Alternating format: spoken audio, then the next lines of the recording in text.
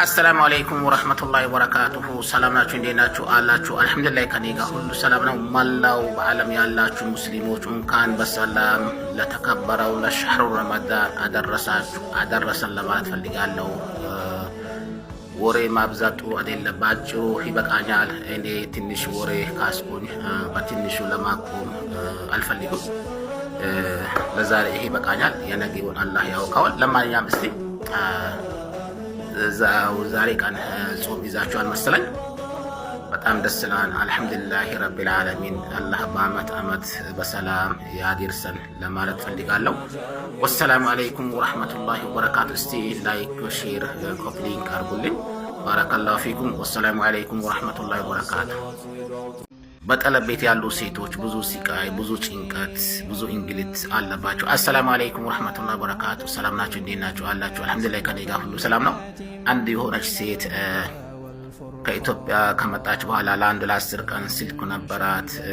10 ቀን ድረስ አይቶታል በካሜራ። ሰው ብዙ ታናገራለች። ከ10 ቀን በኋላ ስልኳ ቀሟታል፣ ከልክሎታል። እስከ 5 ወር ድረስ ያው ድምጽዋ አጥፍታ ነበር። ምክንያቱም ስልክ የላትም፣ ስልኳ ተወስዶበታል። በ5 ወር በኋላ ያው ስልክ እናቷን ለመናገር ብቻ ተፈቅዶላት እናቷን አናግራለች። አሁንም ስልኳ ተቀምጣለች። በዚህ ሁኔታ አይነት ነው ያለችው እስካሁን ድረስ።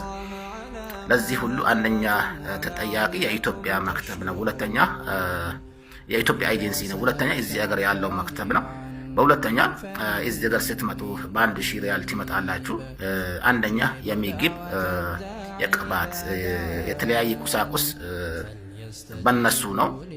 አሁን ዞሮ ልብሱን ተውት። ልብሱ ራሳችሁ ብትገዙ፣ ቅባቱን ራሳችሁ ብትገዙ፣ ዳይፐርቱን ራሳችሁ ብትገዙ ችግር የለው።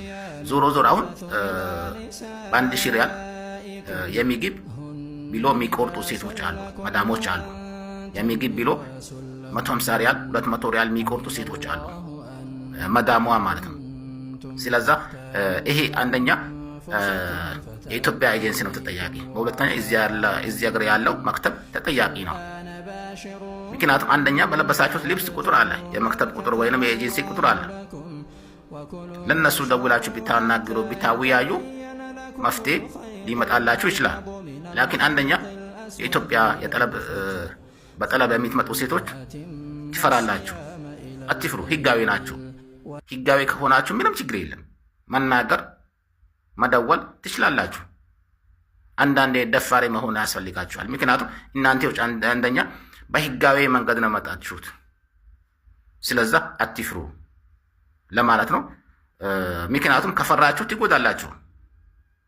ትጎዳላችሁ። እንደገና በኢትዮጵያ ያሉ ኤጀንሲዎች ብዙ ኤጀንሲዎች ሌባ ናቸው። ምክንያቱም እዚህ ሀገር ያው ሴቶችን ሊካሉ፣ ከዛ በኋላ ስልካቸው ይዘጋሉ። ምክንያቱም እዚህ ሀገር የሚመጣውን ችግር ጣጣ ስለሚያውቁት አስቀድሞ ስልካቸው ይቀይራሉ ወይንም ይዘጋሉ። ስለዚህ እናንተዎች በለባሳችሁት ቁጥር አለበት መክተብ ደውላችሁ መናገር መወያየት ትችላላችሁ ለማለት ፈልጋለሁ። ወሰላሙ አለይኩም ወራህመቱላሂ ወበረካቱ።